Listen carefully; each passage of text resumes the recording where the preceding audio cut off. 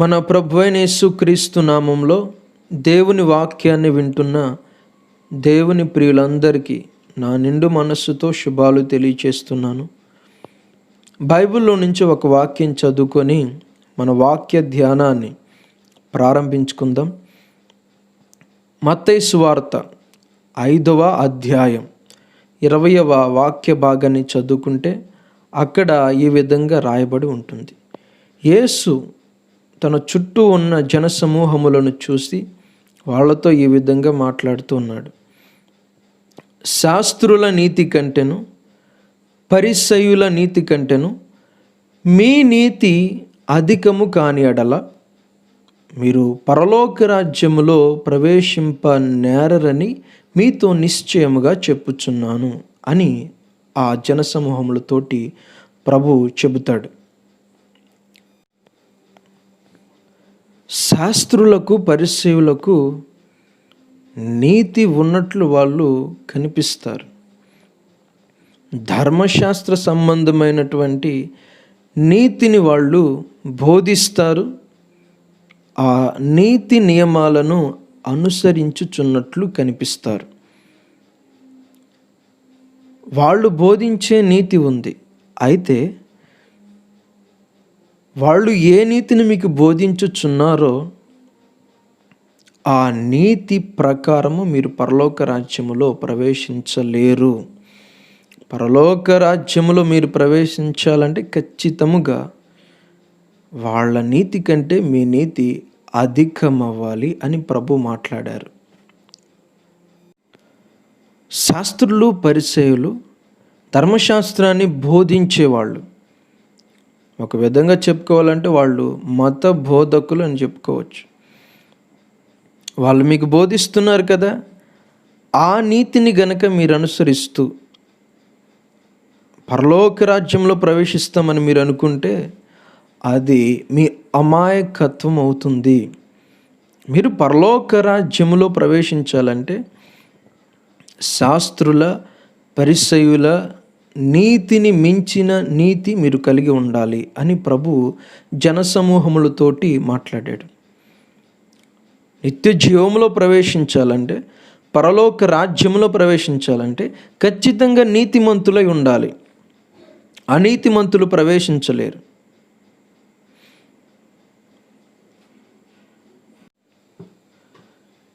మీరు నీతిమంతులై ఉంటే పరలోక రాజ్యంలో ప్రవేశిస్తారు. అయితే ఖచ్చితంగా శాస్త్రులు పరిసయ్యులు బోధించే నీతి అయితే కాదు, వాళ్ళకు మించిన నీతి మీరు కలిగి ఉంటే పరలోక రాజ్యంలో మీరు ప్రవేశిస్తారు.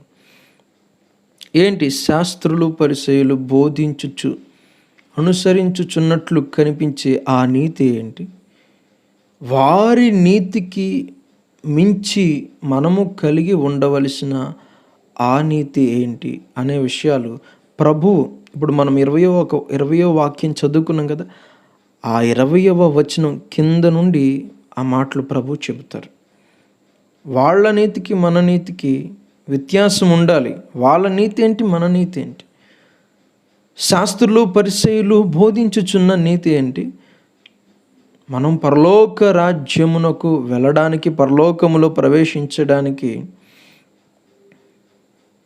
కలిగి ఉండవలసిన వాళ్ళ నీతికి మించిన నీతి ఏంటి అనేది ప్రభువు మనం ఇప్పుడు 20వ వచనం చదువుకున్నాం. 21వ వచనం నుండి ఆ మాటలు ప్రభు చెప్తారు చాలా స్పష్టంగా. శాస్త్రులు పరిసయ్యులు బోధించుచు అనుసరించుచున్నట్లు కనిపించే ఆ నీతి వాళ్ళ నీతికి మించి మనము కలిగి ఉండవలసిన అధిక నీతి ఏంటో ప్రభు కింద వివరిస్తాడనమాట. 21వ వాక్యం నుండి మనం చదువుకుంటే మొట్టమొదట చెప్పబడిన మాట ఏంటంటే, నరహత్య చేయవద్దు, నరహత్య చేయు ప్రతివాడు విమర్శకు లోనగునని మీ పూర్వీకులతో చెప్పబడిన మాట మీరు విన్నారు కదా అని ప్రభు మాట్లాడాడు. అంటే ఈ శాస్త్రులు పరిసయ్యులు చెప్పే మాట ఏంటంటే నరహత్య చేయవద్దు, ఇది వాళ్ళ బోధ. నరహత్య చేయకుండా ఉంటే అది నీతిగా ఎంచుకుంటారు వాళ్ళు. పూర్వీకులతో చెప్పబడిన మాట ఏంటంటే నరహత్య చేయవద్దు అని పూర్వమందున్నటువంటి ప్రజలతోటి, ఇశ్రాయేలీలతోటి మోషే ద్వారా దేవుడు పలికిన మాటలు, నరహత్య చేయకూడదు అని. శాస్త్రులు పరిసయ్యులు నరహత్య చేయకూడదు అని మాట్లాడతారు.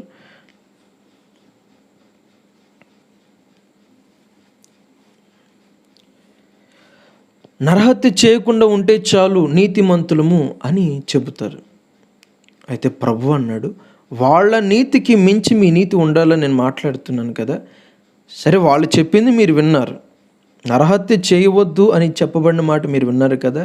నేను మీతో చెప్పున్నది ఏమనగా, అంటే నేను మీతో ఏం చెప్తున్నానో చూడండి. వాళ్ళు మీతో చెప్పారు, విన్నారు. అయితే నేనేం చెప్తున్నానో మీరు వినండి. వాళ్ళు చెప్పింది నీతే, కానీ నేను చెప్పే నీతి అధికమైన నీతి, పరలోకమునకు తీసుకొని వెళ్ళగలిగిన నీతి. నేనేం చెప్తానంటే, తన సహోదరుని మీద కోపపడు ప్రతివాడు విమర్శకు లోనవుతాడు. తన సహోదరుణ్ణి వ్యర్థుడా అని పిలిచేవాడు మహాసభకు లోనవుతాడు. తన సహోదరుణ్ణి ద్రోహి అని పిలిచేవాడు నరకాగ్నికి ఆహుతి అవుతాడు అని ప్రభు సెలవిచ్చారు. శాస్త్రులు పరిసయ్యులు నరహత్య చేయరు, అది వాళ్ళు నీతిగా ఎంచుకుంటారు. అయితే నేను మీతో చెప్పేది ఏంటంటే, నరహత్య, ఒక వ్యక్తిని చంపకపోయినప్పటికీ, హత్య చేయకపోయినప్పటికీ, నీ సహోదరుని మీద నీవు కోపపడితే నీవు విమర్శకు లోనవుతావు. నీ సహోదరుణ్ణి నీవు వ్యర్థుడా అని పిలిస్తే నీవు మహాసభకు లోనవుతావు. నీ సహోదరుణ్ణి నీవు ద్రోహి అని పిలిస్తే నీవు నరకాగ్నికి ఆహుతి అవుతావు. నరహత్య చేయకపోవడం వల్ల, ఒక వ్యక్తిని బాహాటముగా చంపకపోయిన ఎడల అది నీతిగా మీకు ఎంచబడవచ్చును, కానీ ఆ నీతి ద్వారా మీరు పరలోక రాజ్యంలో ప్రవేశించడం అసాధ్యం. మీరు పరలోక రాజ్యంలో ప్రవేశించాలంటే ఖచ్చితంగా నీ సహోదరుని మీద నిర్నిమిత్తముగా నీవు కోపపడకూడదు. నీ సహోదరుని వ్యర్థుడా అని చిన్న చూపు చూడకూడదు. నీ సహోదరుని ద్రోహి అని నిందించకూడదు. దోషారోపణ చేయకూడదు.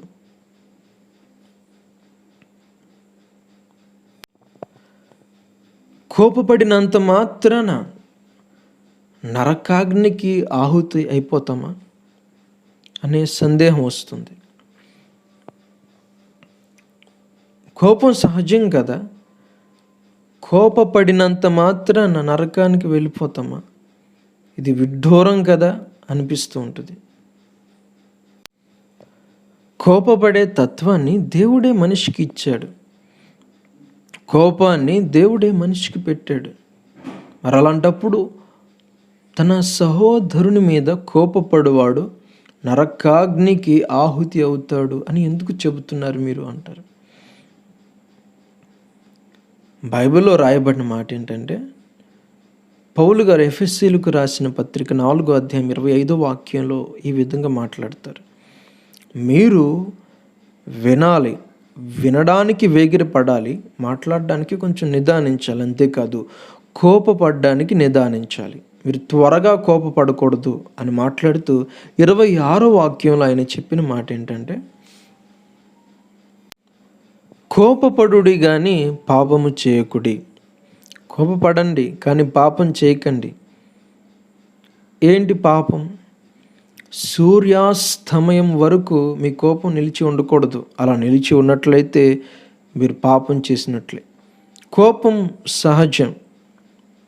మన సహోదరుల మీద మనం కోపపడడం అనేది సర్వసాధారణమైనటువంటి విషయమే. కానీ కోపపడండి, కానీ సూర్యుడు అస్తమించు వరకు మీ కోపము ఉండకుండా చూసుకోండి. సూర్యుడు అస్తమించు వరకు ఉన్నా, అంతకు మించి ఉన్నా మీ కోపము మీకు పాపముగా మారవచ్చును. అందుకని సూర్యుడు అస్తమించే వరకు మీ కోపము నిలిచి ఉండకుండా చూసుకోండి అని పౌలు గారు మాట్లాడతారు. సాధారణంగా మనం మన స్నేహితుల మీద కోపపడుతుంటాం, మన తోబుట్టువుల మీద కోపపడుతుంటాం. ఇది సహజం. కాసేపు ఉండి ఆ కోపం పోతుంది. ఆ కోపాన్ని బట్టి మనము నరకాగ్నిలో పడవేయబడతాము అని కాదు. కానీ యేసయ్య ఇక్కడ శాస్త్రులను పరిసయ్యులను ఉద్దేశించి మాట్లాడుతున్నారు. వీళ్ళు బాహాటంగా నరహత్యలు చేయకపోయినప్పటికీ, నరహత్య చేయకుండా మేము నీతిమంతులము అని, నరహత్య చేయకూడదు, నరహత్య చేయని వాళ్ళు నీతిమంతులు అని బోధిస్తారు. కానీ నేను లూకాసు వార్త 6వ అధ్యాయం 11వ వాక్యం చదువుకున్నప్పుడు అక్కడ ఏమనుందంటే, యేసయ్య చేస్తున్న బోధలను బట్టి, యేసయ్య చేసే కార్యాలను బట్టి వాళ్ళు, శాస్త్రులు పరిసయ్యులు అనబడే వాళ్ళు వెర్రి కోపంతో నిండుకొని యేసును ఏమి చేయవలనో అని తమలో తాము ఆలోచించుకుంటూ ఉన్నారంట. వెర్రి కోపము, సాధారణమైన కోపము, సూర్యాస్తమయం వరకు నిలిచి ఉండని కోపము మనకు పాపమును కలిగించదు. కానీ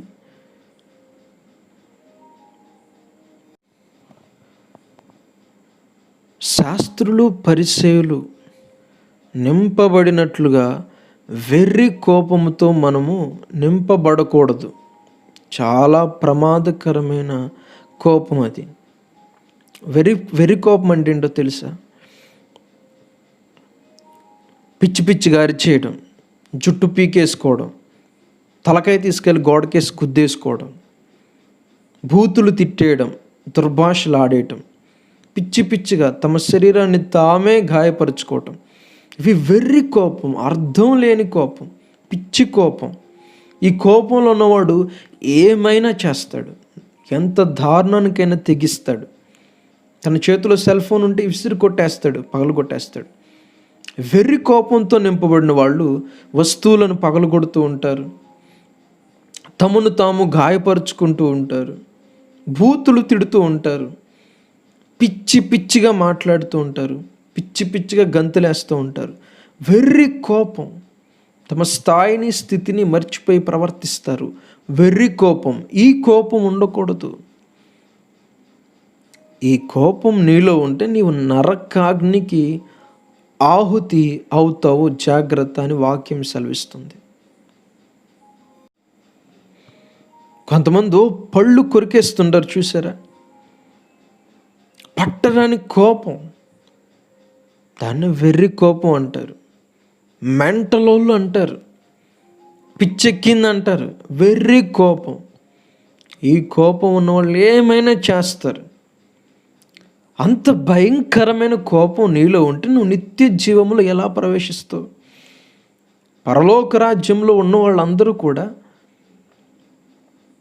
శాంతమూర్తులైతే నువ్వు కోపిష్టోడువై, నువ్వు మెంటలోడువై, నువ్వు వెర్రి కోపంతో నిండుకున్నవాడువై ఎలా ప్రవేశిస్తావు పరలోకంలో?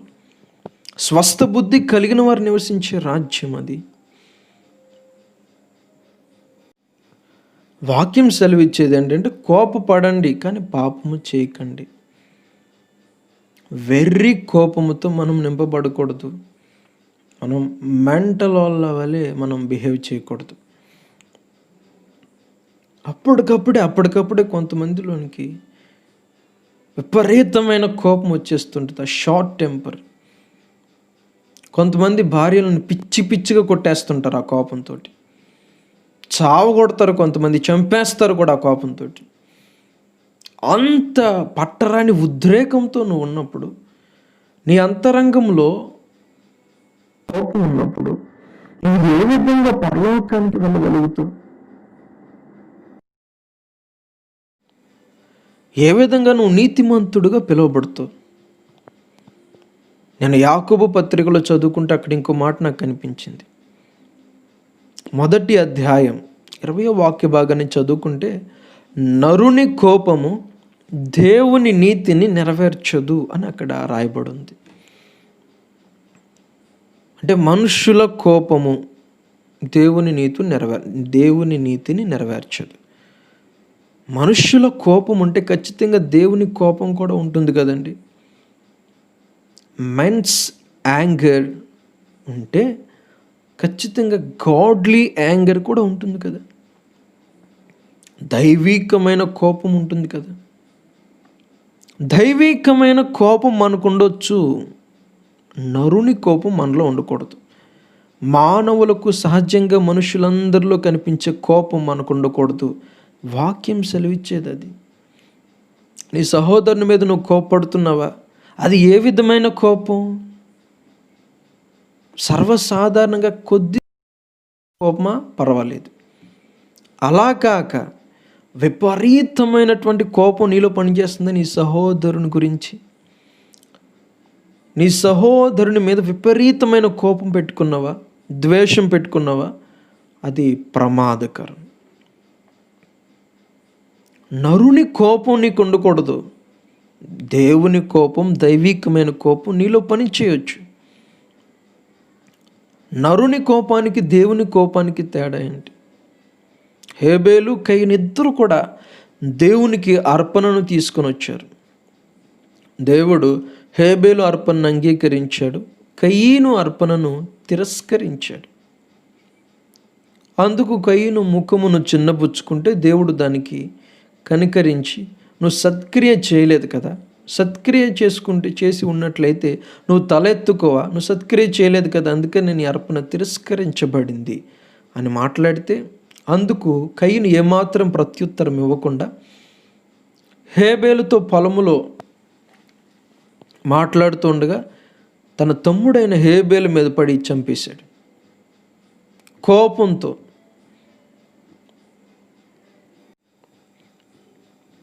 కయీను ఎందుకు హేబేలుని చంపేశాడు? తన తమ్ముడిని ఎందుకు పొట్టన పెట్టుకున్నాడు? ఈ విషయాన్ని యోహాను మొదటి పత్రిక 3వ అధ్యాయంలో చెబుతాడు. కయీను క్రియలు చెడ్డవియు, అతని తమ్ముని యొక్క క్రియలు మంచివియు నైనందుకే కదా కయీను తన తమ్ముడిని చంపేశాడు. నరుని కోపము నీకు ఉండకూడదు, దేవుని కోపం నీలో ఉండొచ్చు. నరుని కోపానికి దేవుని కోపానికి తేడా ఏంటంటే, మోషే మీద ఇశ్రాయేలు ప్రజలు పలుమార్లు తిరుగుబాటు చేశారు. ఆహారం లేనప్పుడు శనిగారు, నీళ్లు లేనప్పుడు శనిగారు. మోషేను చంపడానికి రాళ్ళు కూడా రోవడానికి యత్నించారు.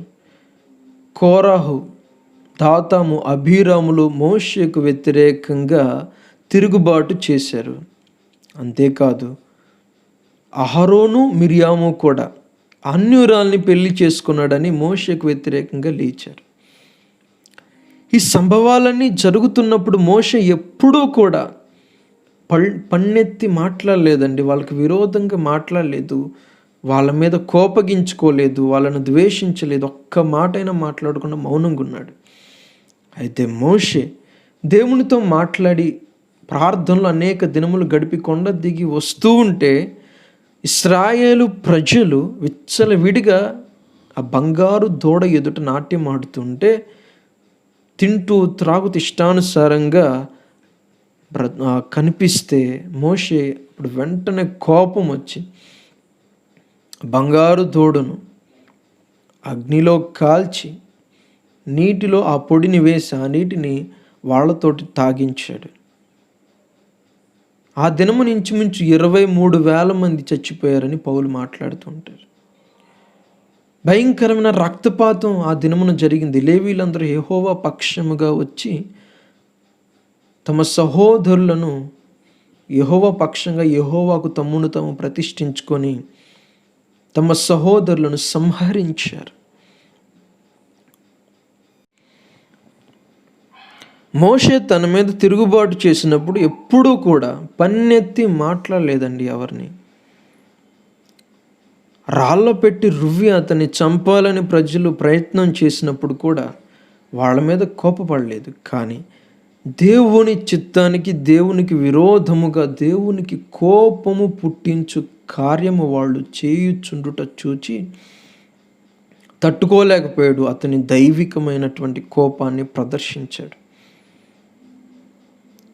దైవికమైన కోపానికి, నరుని కోపానికి, గాడ్లీ యాంగర్కి, మెన్స్ యాంగర్కి తేడా ఏంటంటే, ఆ డిఫరెన్స్ ఏంటంటే, నరుని కోపము స్వార్థపూరితమైనది, దేవుని కోపము స్వార్థము లేనిది. ఒక వ్యక్తిలో నరుని కోపం ఉన్నట్లయితే స్వార్థం వలన లేదా అసూయ వలన అతడు కోపపడతాడే కానీ, దైవిక కోపం ఉన్నవాడు అతనికి నష్టం జరిగిన, ఇతరులు అతనిని బాధించిన, అతని మీద తిరుగుబాటు చేసిన కోపపడడు కానీ, దేవునికి విరోధమైన కార్యం చేస్తే అతడు కోపపడతాడు. అలా కోపపడితే మీరు నరకాగ్నిలోనికి వెళ్ళరు, అది మీకు నీతిగానే ఎంచబడుతుంది. ఒకసారి ఇశ్రాయేలీలో ఒకడు వెళ్ళి మోయాబు స్త్రీని తీసుకుని వచ్చి తన గుడారములో ఆమెతో పాపము చేస్తుంటే బాహాటముగా మోషే అహరోనులు ఏమీ చేయలేక అలా నిలబడిపోతే ఫినేహాసు ఒక ఈట తీసుకొని వాళ్ళిద్దరిని పొడి చేశాడండి. వాళ్ళిద్దరిలోనికి చొచ్చుకొని వెళ్ళిపోయింది. ఒకేసారి పాపం చేస్తుండగానే వాళ్ళిద్దరిని చంపేశాడు. అప్పుడు అక్కడ రాయబడిన మాట ఏంటంటే, యెహోవా ఓర్వలేనిది ఫినేహాసు కూడా ఓర్వలేకపోయాడు, ఫినేహాసు ఆ దోషాన్ని పరిహరించాడని వాక్యంలో రాయబడింది. దైవిక కోపం అంటే ఏంటంటే, దేవునికి ఏది నచ్చదో, ఏమి చేస్తే దేవునికి కోపం వస్తుందో ఆ కార్యాలు నువ్వు చూసినప్పుడు నీవు కోపపడాలి. అప్పుడు నీకు దైవికమైన కోపం ఉన్నట్లు. దేవునికి దగ్గరగా నువ్వు నివసిస్తూ ఉంటే, దేవుని మనసు నీకు అర్థమవుతూ ఉంటే, దేవుడు ఏది సహించలేడో నీవు కూడా అది సహించలేవు.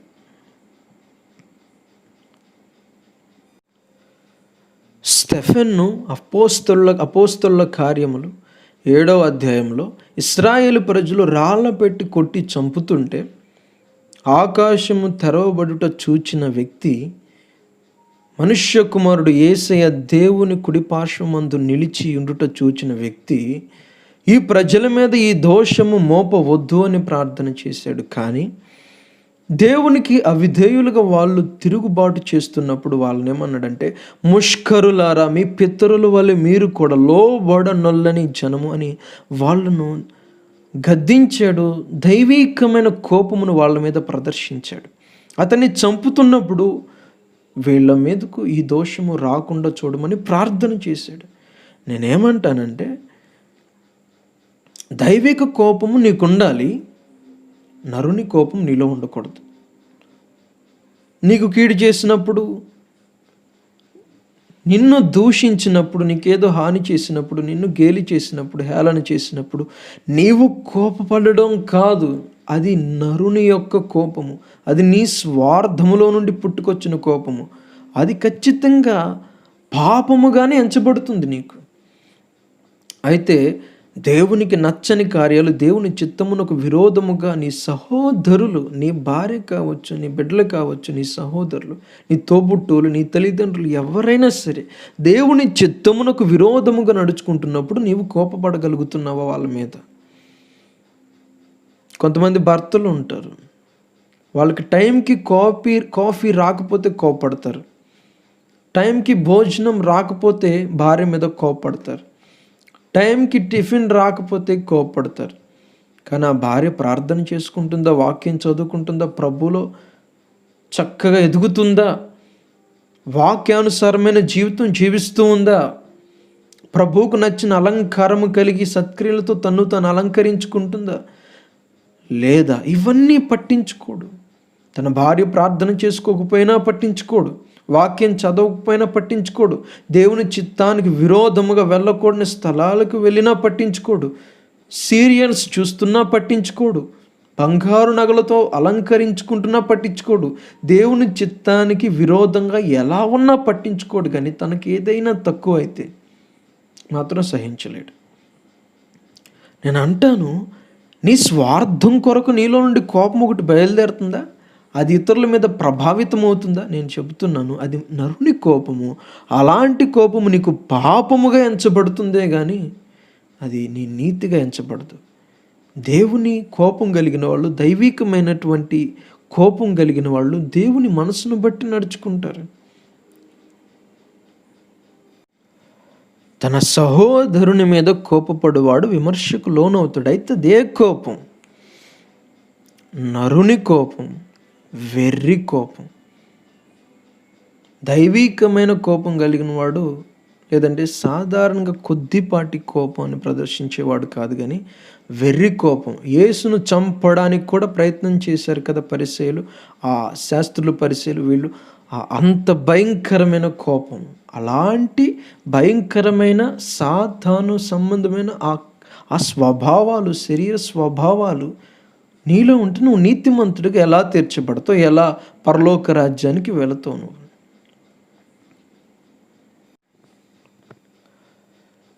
అక్కడ రాయబడిన మాట ఏంటంటే, నీ సహోదరుణ్ణి నీవు వ్యర్థుడా అనకూడదు, ద్రోహి అని కూడా అనకూడదు. నీ సహోదరుని మీద నీవు కోపపడకూడదు. ఈ 3 పనులు నువ్వు చేస్తున్నట్లయితే నీవు నరకాగ్నికి ఆహుతి అవుతావు. నేను ఒకసారి పౌలు గారు కొరింథీయులకు రాసిన మొదటి పత్రిక 13వ అధ్యాయంలో చదువుకున్నాను.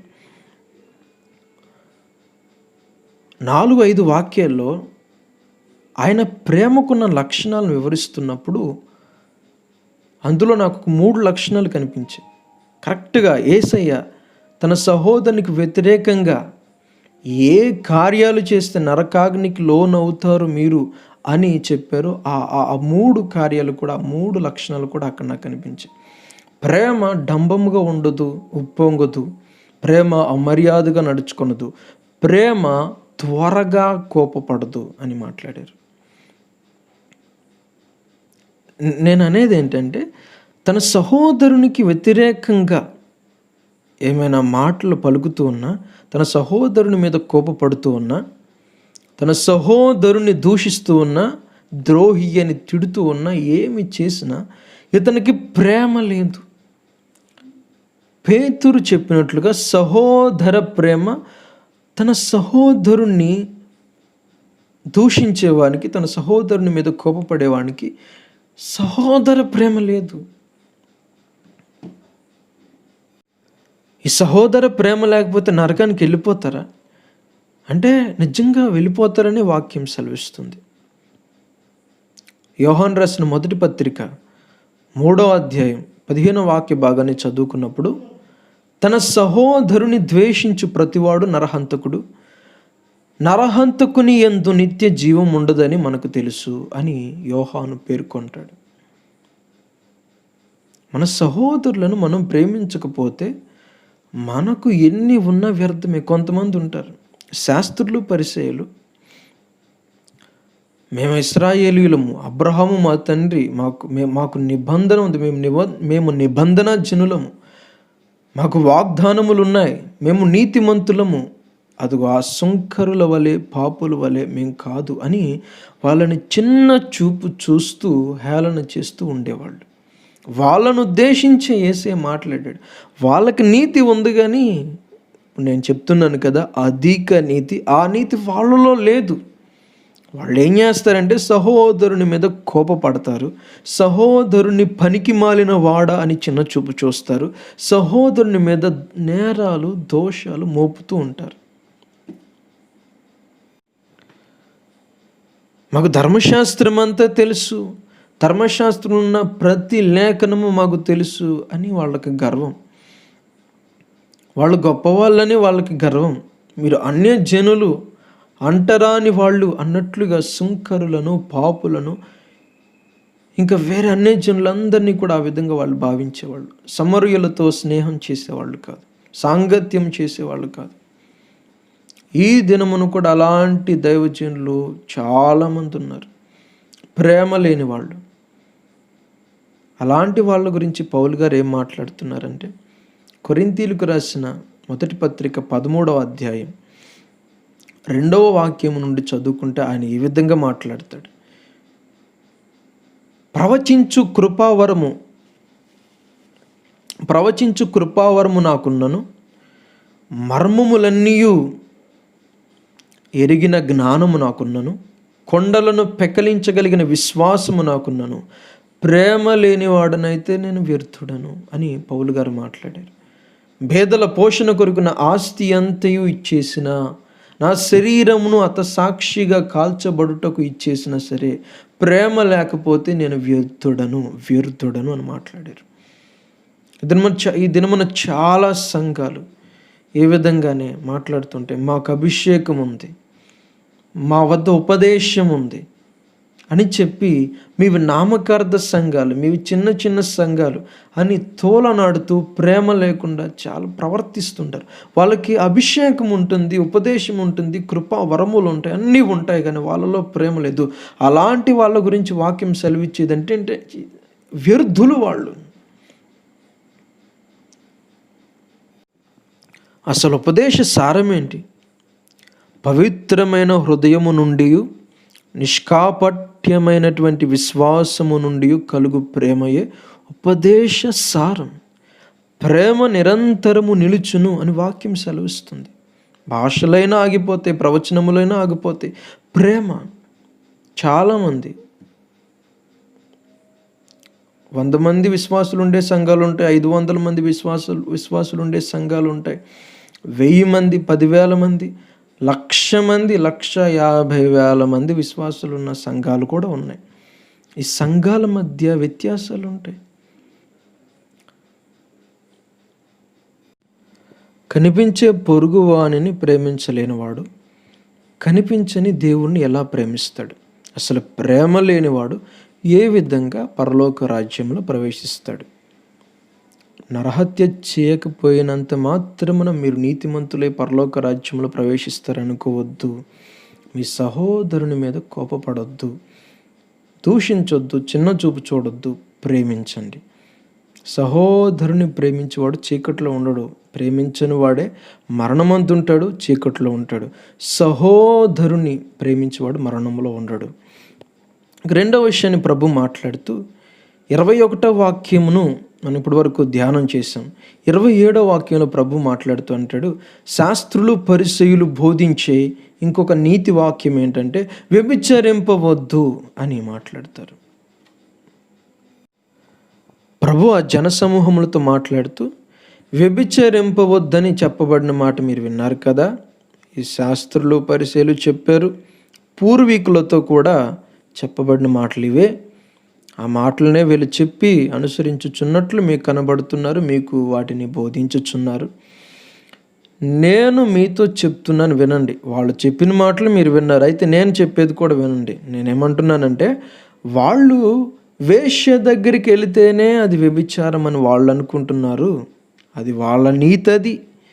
వేశ్య దగ్గరికి వెళ్ళి వ్యభిచారం చేయకపోతే వాళ్ళు మేము నీతిమంతులము అనుకుంటారు, మీకు అదే నీతిగా బోధిస్తారు.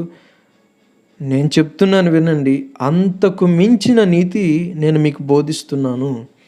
మోహపు చూపుతో పరాయి స్త్రీని ఒక వ్యక్తి చూస్తే ఆ క్షణమందే ఆమెతో అతడు హృదయమందు వ్యభిచారము చేస్తాడు.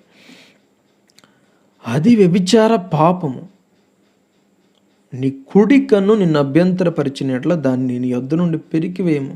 2 కన్నులు కలిగి నరకములో పడవేయబడుట కంటే 1 కన్ను కలిగి పరలోకములో ప్రవేశించుట నీకు మేలు. అలాగే నీ కుడి చేయి నిన్ను అభ్యంతరపరిచిన ఎడల నీ కుడి చేతును కూడా నీ యొద్ద నుండి పెరికివేయము. ఒక్క అవయవము నీ యొద్ద నుండి తీసివేయబడుట, ఒక్క అవయవము నీ బాడీలో నుండి, నీ శరీరములో నుండి నశించుట నీకు మేలు. నీ సర్వ శరీరము నరకములో పడవేయబడుట కంటే ఏదో ఒక్క అవయవము నీ బాడీలో నుండి తొలగిపోవుట నీకు మేలే కదా అని ప్రభు మాట్లాడుతున్నారు. వేశ్య దగ్గరికి వెళితేనే వ్యభిచారం చేసినట్లుగా వాళ్ళు బోధిస్తారు. నేను మీతో చెబుతున్నాను వినండి, వేశ్య దగ్గరికి వెళ్ళనక్కర్లేదు. మీరు మోహపు చూపుతో పరాయి స్త్రీని చూసినా అది వ్యభిచారమే. అందుకని మీ కళ్ళతో ఒక నిబంధన చేసుకోండి. యోబు ఒక నిబంధన చేసుకున్నాడు, తన కళ్ళతోటి యోబు నిబంధన చేసుకున్నాడు. ఎందుకు మీ సర్వ శరీరాన్ని పాడు చేసుకుంటారు అని ప్రభు వాళ్ళకి చెబుతున్నాడు. శాస్త్రులు పరిసయ్యులు వేశ్య దగ్గరికి వెళ్ళరు, కానీ మోహపు చూపులు చూస్తారని మనకు అర్థమవుతుంది ఈ వాక్యాన్ని బట్టి. వాళ్ళకి నీతి ఉంది, అధికమైన నీతి లేదని యేసయ్య చెబుతున్నాడు కాబట్టి ఈ అధికమైన నీతి ఈ వ్యభిచారం అనే అంశం దగ్గర మోహపు చూపులు చూడకపోవడమే కాబట్టి ఖచ్చితంగా శాస్త్రులు పరిచయులు మోహపు చూపులు చూస్తారనే కదా అర్థం. నేను మీతో చెబుతున్నాను, మోహపు చూపులు చూడవద్దు అని యేసయ్య అక్కడ ఉన్నటువంటి ప్రజలతోటి మాట్లాడాడు. ఈ శాస్త్రులు పరిచయులు ఈ మత సంబంధమైన వ్యక్తులు ఇంకేమని బోధిస్తారో తెలుసా? ఒకడు ఒక స్త్రీని పెండ్లి చేసుకొనిన తరువాత ఆమెను విడనాడనుద్దేశించినట్లయితే పరిత్యాగ పత్రికనిచ్చంటే విడాకులిచ్చి విడిచిపెట్టవచ్చని చెబుతారు వీళ్ళు. అయితే యేసయ్య ఏం చెప్పాడంటే, అట్లా గనుక ఒక వ్యక్తి తన భార్యను విడిచిపెట్టేస్తే, విడనాడితే, ఆమెను ఎవడైతే మరలా పెండ్లి చేసుకుంటాడో వాడు ఆమెతో వ్యభిచరిస్తున్నాడు, ఆమె కూడా వ్యభిచారమే చేస్తుంది. విడిచిపెట్టిన వాడు ఆమెను వ్యభిచారిణిగా చేశాడు కాబట్టి వీడికి పాపం ఉంటుంది, ఆమె పాపం చేస్తుంది, ఆమెతో పాపం చేసేవాడు, ఆమెను పెళ్లి చేసుకున్నవాడు కూడా పాపం చేస్తున్నాడు. ఈ శాస్త్రులు పరిచయులు బోధించే బోధ ఇది. నేను మీతో చెబుతున్నాను, వ్యభిచార కారణమును బట్టి తప్ప పురుషుడు స్త్రీని విడిచిపెట్టకూడదు అని యేసయ్య వాళ్ళతో మాట్లాడాడు. ఒకసారి శాస్త్రులు పరిచయులు వీళ్ళందరూ వచ్చి ఒక స్త్రీని భార్యను విడిచిపెట్టాలంటే పరిత్యాగ పత్రిక ఇచ్చి విడిచిపెట్టవచ్చును అని మోషే సెలవిచ్చాడు కదా అని, మోషే గ్రంథమందు రాయబడి ఉంది కదా అని యేసుని అడిగితే యేసయ్య అంటాడు, అది మీ హృదయ కాఠిన్యమును బట్టి అప్పుడు ఆ విధంగా చెప్పబడిన మాట అది. వ్యభిచార కారణమును బట్టి తప్ప నీ భార్య ఏదైనా ఒక పాపం చేస్తే తప్ప నీ భార్యను విడిచిపెట్టకూడదు. విడిచిపెడితే నీకు అధిక పాపం కలుగుతుంది. ఆమెను వ్యభిచారిణిగా చేస్తావు, ఇంకొకడు కూడా పాపంలో పడతాడు. యేసయ్య చెప్పిన మాట ఏంటంటే, వేశ్య దగ్గరికి వెళితేనే వ్యభిచారం చేసినట్లు కాదు. ఇంకో 2 మార్గాలు ఉన్నాయి. అవేంటంటే, మోహపు చూపు చూసినా అది వ్యభిచారమే, నీ భార్యను నీ విడిచిపెడితే అప్పుడు జరిగేది కూడా వ్యభిచారమే. ఈ విషయంలో నేను చెప్పదలుచుకున్న విషయం ఏంటంటే, చాలామంది వ్యక్తులు, క్రైస్తవులు, ప్రభు నమ్ముకున్నటువంటి వ్యక్తులు 2-3 పెండిళ్ళు చేసుకుంటున్నారు, 2-3 వివాహాలు చేసుకుంటున్నారు, 2-3 భార్యలను కలిగి ఉంటున్నారు. ఇది పాపం, వ్యభిచారం, మీరు పరలోకానికి వెళ్ళరు అనే విషయం నేను చెబుతున్నాను.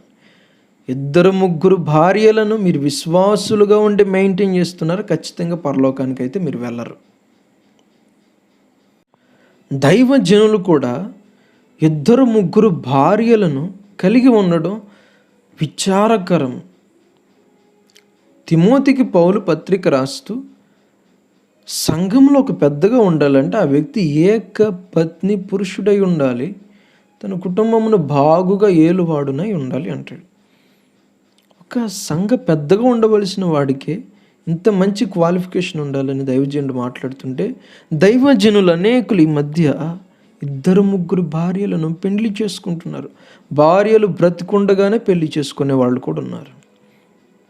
పౌలు గారు ఏమంటారంటే తిమోతితోటి, యవ్వనస్తురాలైనటువంటి ఒక యవ్వనస్తురాలు ఉంటే ఆమెకు పెళ్ళి అయితే, ఆమె యవ్వనస్తురాలుగా ఉండగా ఆమె భర్త చనిపోతే ఆమె ఇంకో పెళ్లి చేసుకోవచ్చు.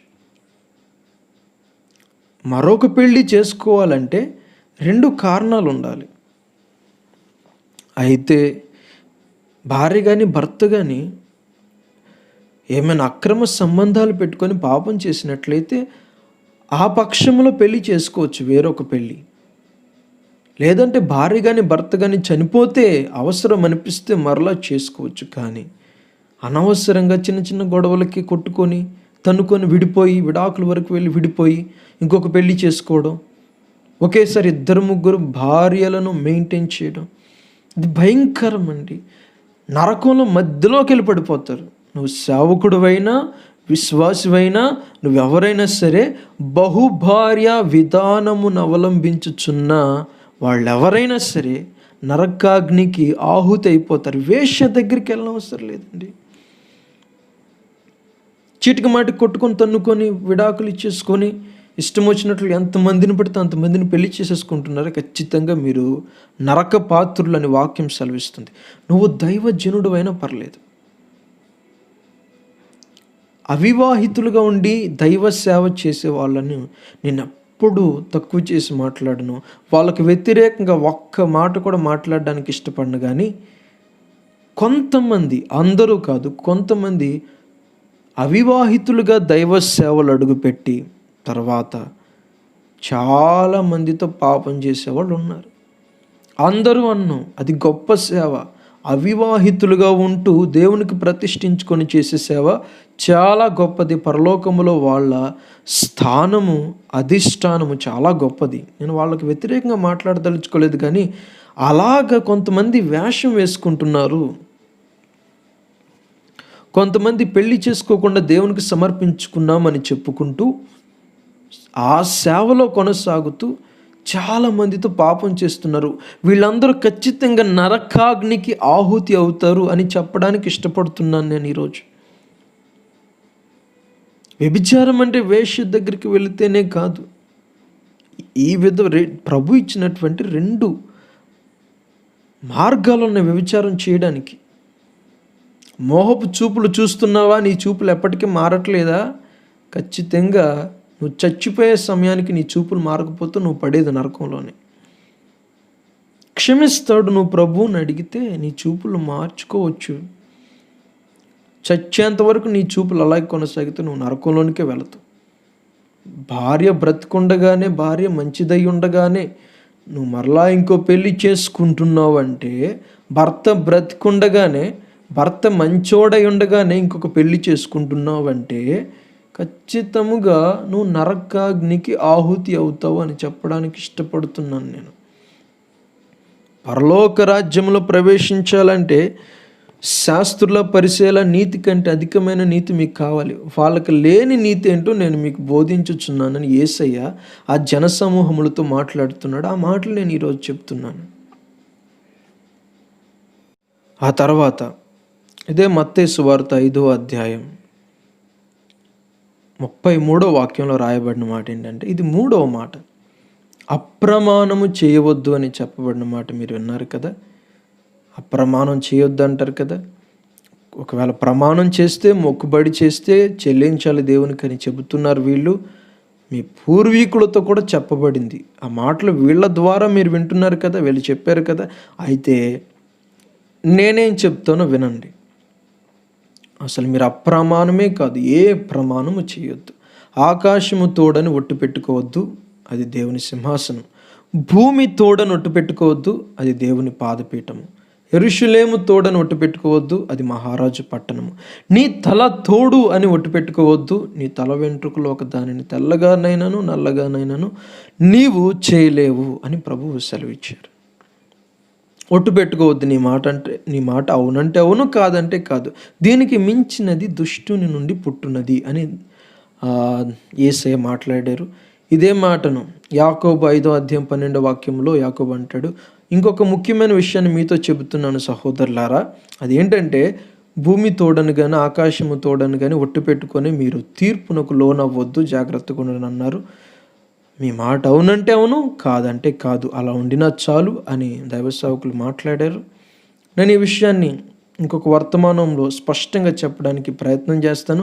మీ మాట అవునంటే అవును, కాదంటే కాదు, దీనికి మించింది ఏది కూడా మంచిది కాదని ప్రభువు సెలవిస్తున్నారు. 4వ మాటగా 38వ వాక్యంలో, ఇదే మత్తయి సువార్త 5వ అధ్యాయం 38వ వాక్యంలో ఏమని చెప్పబడిందంటే, ప్రభు ఆ జన సమూహములతోటి ఈ విధంగా మాట్లాడుతున్నాడు. మీరు కంటికి కన్ను పంటికి పన్ను అనే మాట విన్నారు కదా. ఈ శాస్త్రులు పరిచయులు బోధిస్తున్నారు కదా, మీ పూర్వీకులతో ఆ విధంగా చెప్పబడి ఉందని వీళ్ళు చెప్తున్నారు కదా. సరే, నేను కూడా ఏం చెప్తానో వినండి. మీ పూర్వీకులతో చెప్పబడిన మాట ఏంటంటే, కంటికి కన్ను పంటికి పన్ను, దెబ్బకు దెబ్బ, వాతకు వాత, ప్రాణానికి ప్రాణం అని చెప్పబడింది. అది న్యాయంగా విధింపబడింది. ఎవడైనా ఒకని కన్ను పెరికేస్తే వాని కన్ను కూడా పెరికివేయబడాలి. ప్రాణం పోతే వాని ప్రాణం కూడా తీసివేయాలి. అది ఒక లా, అదొక చట్టం. దేవుడు ఆ విధంగా అప్పుడు పెట్టింది దేవుడే. ఆ విధంగా ఆ చట్టాన్ని దేవుడు ఎందుకు పెట్టాడంటే అక్రమము విస్తరించకూడదని ఉద్దేశించి ప్రభు ఆ విధంగా ఆ చట్టాన్ని పెట్టాడు, ఆ నియమాన్ని పెట్టాడు. అది కాఠిన్యతను బట్టి, వాళ్ళ హృదయ కాఠిన్యతను బట్టి అక్రమము విస్తరించకుండానట్లు ఆ విధంగా పెట్టాడు. అయితే మీరు ఆ విధంగా ఉండకూడదు.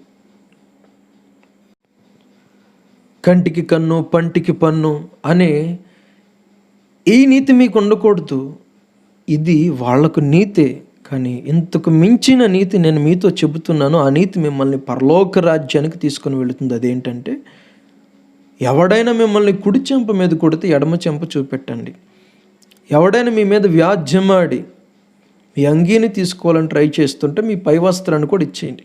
ఎవడైనా మిమ్మల్ని బలవంతంగా వానితో 1 మైలు నడవమని బ్రతిమలాడితే 2వ మైలు కూడా నడవండి. మిమ్మల్ని ఎవరైనా అప్పడిగితే ఇవ్వండి. మిమ్మల్ని అడుగు వానికి ఇవ్వండి. ఆకలి కొనిన వానికి అన్నం పెట్టండి. ఇది నేను చెప్పే అధిక నీతి. ఈ నీతిని మీరు ఫాలో అవ్వండి. వాడు మీకు హాని చేస్తే మీరు వాడికి హాని చేయొద్దు. ఎవరైనా మీకు హాని చేస్తే దుష్టుని ఎదిరింపొద్దు అని ప్రభు మాట్లాడారు. ప్రతీకార వాంఛ మీకు ఉండకూడదు. పగ తీర్చుకోవాలని మీరు అనుకోకూడదు. మీరు క్షమించేసేయాలి. మీరు ఎదురు తిరగకూడదు. కంటికి కన్ను పంటికి పన్ను అనే ఆ సూత్రాన్ని మీరు పాటించకూడదు అని ప్రభు చెబుతున్నాడు. నేటి క్రైస్తవ్యానికి ఇది ఎంతైనా అవసరం ఈ మాటలు. మీకు ఏదైనా అన్యాయం జరిగితే మీరు కూడా ఆ అన్యాయాన్ని బట్టి న్యాయస్థానాలను ఆశ్రయించి వాళ్ళ మీద పోలీస్ స్టేషన్లో కేసులు పెట్టి రోడ్ల మీద సిగ్గు లేకుండా ధర్నాలు చేస్తూ న్యాయం కొరకు అరుస్తున్నారు ఈనాటి క్రైస్తవులు చాలామంది, దైవజనులు కూడా చాలామంది, అందరూ కాదు కొంతమంది. ఇది తప్పు. మనం ప్రభువును బట్టి ఈ లోక చట్టాలకు లోబడాలి, అధికారులకు లోబడాలి. ప్రభు వల్లనే అన్ని అధికారములు కలిగాయి, కానీ చట్టాలకు లోబడాలి, చట్టాలను గౌరవించాలి. కానీ ఈ చట్టాలను, న్యాయస్థానాలను మనం ఆశ్రయించకూడదు. అది తప్పు. ప్రభు చెప్పేది అది. మీకు ఎవడైనా హాని చేశాడా, మీరు తిరిగి హాని చేయొద్దు. కోర్టులో కేసు పెట్టొద్దు, న్యాయస్థానాన్ని ఆశ్రయించొద్దు. నేను న్యాయం తీరుస్తాను మీకు. ఎవడైనా కుడి చెంప మీద కొడితే ఎడమ చెంప చూపెట్టండి. మీకు ఎవరైనా హాని చేయడానికి చూస్తే తిరగబడొద్దు. మీరు సహించండి, ఓర్చుకోండి. క్రైస్తవులు పోలీస్ స్టేషన్లకి, న్యాయస్థానాలకి ఎందుకు వెళ్ళడం? ప్రభు వద్దని చెబుతున్నాడు. ఆ మధ్య నేను విన్నాను, ఒక పెద్ద దైవజనుడు ఎవరో ఆయన మీద కామెంట్స్ చేశారంట, సెటైరికల్గా కామెంట్స్ చేశారంట. ఆయన నాకు పరువు నష్టం కలిగింది అని చెప్పి కోర్టులో దావా వేశాడంట, ₹1,00,00,000 ఎంత అని. పెద్ద దైవజనుడు, మళ్ళీ ఈయనకి పరువు నష్టం జరిగిందంట. దైవజనుడుగా, ఒక విశ్వాసిగా, క్రైస్తవుడుగా నువ్వు న్యాయస్థానాలను ఆశ్రయిస్తున్నావు ఎందుకు? నీ విశ్వాసం, నీ నిరీక్షణ నిజమైనది కాదా? ప్రభు చెప్పాడు కదా, కంటికి కన్ను పంటికి పన్ను, దెబ్బకు దెబ్బ, వాతుకు వాత, ప్రాణానికి ప్రాణం. వద్దు, క్షమించేయండి, మీరు సహించండి, ఓర్చుకోండి. ఎదురు తిరగొద్దు, విరోధికి ఎదురు తిరగొద్దు, దుష్టునికి ఎదురు తిరగొద్దు. ప్రభు చెప్పిన మాటలు ఎందుకు వదిలిపెట్టేస్తున్నారు? మీరు దైవజనులే కదా, న్యాయస్థానాలను ఎందుకు ఆశ్రయించాలి? ఆయన మీద ఎవరో కామెంట్స్ చేశారంట, ఆయన పరువు పోయిందంట, కోర్టులో పరువు నష్టం దావా వేశాడంట. ఆయనకి 1,00,000 మంది విశ్వాసులేమో. మరి మోషే 20 లక్షల మందిని దాదాపు నడిపిస్తున్నాడు. గొప్ప దైవజనుడు. ఆయన్ని రాళ్ళు పెట్టి కొట్టడానికి చూశారు, ఆయన్ని దూషించారు, ఆయనకి వ్యతిరేకంగా తిరిగారు. ఒకసారి కాదు, పలుమార్లు. నీకు 1,00,000 మందో 1,50,000 మందో, ఆయనకి 20 లక్షల మంది దాదాపు. అంత పెద్ద దైవజనుడే ఏమీ మాట్లాడక మౌనంగా ఉన్నాడు. ఆయన పరువు నష్టం దావా వేయించలా. క్రైస్తవుడిగా పుట్టిన తర్వాత, క్రైస్తవుడిగా నువ్వు ఉన్న తర్వాత, ఒక దైవజనుడిగా నువ్వు ఉంటే నీకెందుకు కోర్టులు, నీకెందుకు న్యాయస్థానాలు? చట్టాలకి లోబడాలి, గౌరవించాలి చట్టాలను. కానీ మనం ఆశ్రయించాల్సింది చట్టాలను కాదు, న్యాయస్థానాలను కాదు.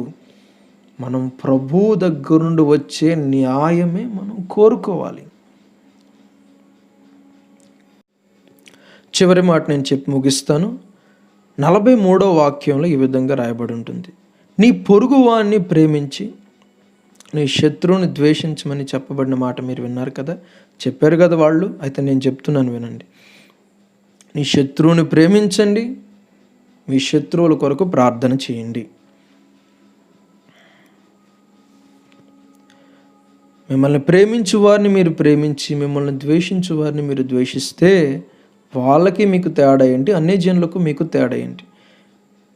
మీరు పరలోకమందున్న తండ్రికి కుమారులై ఉండునట్లు మీ శత్రువుల కొరకు ప్రార్థన చేయండి, వాళ్ళను ప్రేమించండి. ఎందుకంటే దేవుడు మంచి వాళ్ళ మీదను చెడ్డవాళ్ళ మీదను తన సూర్యుని ఉదయింపచేసి నీతిమంతుల మీదను అనీతిమంతుల మీదను వర్షమును కురిపించేవాడు. మీ సహోదరులకు మాత్రమే వందనములు చెప్పి మీ శత్రువులకు చెప్పకపోతే మీకు అన్యజనులకు తేడా ఏముంది? కాబట్టి మీ శత్రువులను ప్రేమించండి. ఇది మీ అధికమైన నీతి. వాళ్ళ నీతి ఏంటంటే బాహాటముగా ఒక వ్యక్తిని హత్య చేస్తేనే అది పాపం, హత్య చేయకపోతే అది నీతి అని వాళ్ళు అనుకుంటారు. హత్య చేయకపోతే అది నీతి అనుకుంటారు. నేను అంటున్నాను, మీరు కోపపడొద్దు, మీరు దూషించొద్దు, మీరు చిన్న చూపు చూడొద్దు. మీ సహోదరుని ప్రేమించండి. ప్రేమించకుండా ద్వేషిస్తే మీరు ఖచ్చితంగా నరక పాత్రులు అవుతారు. వాళ్ళ నీతి వేరు, మీ నీతి వేరు. అధికమైన నీతి మీకు ఉండాలి. వేశ్యతో పాపం చేస్తేనే వాళ్ళు వ్యభిచారం అనుకుంటారు. కానీ మోహపు చూపుల్లో కూడా మీరు పాపం చేయకూడదు. మీ చూపులు మోహపు చూపులై ఉండకూడదు. ఇష్టానుసారంగా బహుభార్య విధానమును మీరు అనుసరించకండి. ఒకే ఒక్క భార్యతో జీవితాంతం బ్రతకండి. వ్యభిచారం చేయకండి. వాళ్ళ నీతి వేరు, మీ నీతి వేరు. కంటికి కన్ను పంటికి పన్ను వాళ్ళ నీతి. కానీ మీ నీతి కుడి చెంప మీద ఎవడను కొడితే ఎడమ చెంప కూడా మీరు చూపెట్టగలగాలి. ఇది మీ నీతి. వాళ్ళ నీతి ప్రమాణం చేసి చెల్లించాలి. అసలు మీరు ప్రమాణాలు చెయ్యొద్దు. ఈ మాట అవునంటే అవును, కాదంటే కాదు. వాళ్ళ నీతి ఏంటంటే పొరుగు వాళ్ళని ప్రేమిస్తారు, శత్రువులను ద్వేషిస్తారు. అయితే నేను చెప్తున్నాను, మీరు మీ శత్రువుల కొరకు ప్రార్థన చేయండి, వాళ్ళని ప్రేమించండి. వారి నీతి కంటే మీ నీతి అధికము కాని ఎడల మీరు పరలోక రాజ్యములో ప్రవేశించరని నిశ్చయంగా నేను మీతో చెప్పుచున్నాను. ప్రభు మాటలు మన వెంకిడిలో ఫలభరితంగా మార్చబడును గాక. ఆమేన్.